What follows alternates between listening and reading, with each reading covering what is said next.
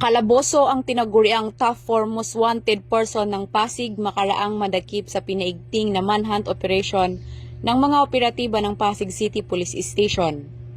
Kinilala ang akusado na si alias Rodel, 53 taong gulang at residente ng Barangay Manggahan, Pasig City. Isinilbi ng mga tauhan ng Manggahan Police Substation ng Pasig kasama ang mga operatiba ng Warrant in Subbuena Section at RIU NCR ang warrant of arrest para sa kasong Comprehensive Dangerous Drugs Act of 2002. Possession of Dangerous Drugs, Section 11, Article 2 of RA 9165, na inisyo ni Honorable Jennifer A. Pilar, Presiding Judge ng Regional Trial Court Branch 164, Pasig City na may pitsang Setyembre 5, 2024 na nakadakit sa ilalim ng criminal case number. Ang naarestong akusado ay pansamantalang inilalagay sa custodial facility ng naturang istasyon para sa dokumentasyon at tamang disposisyon.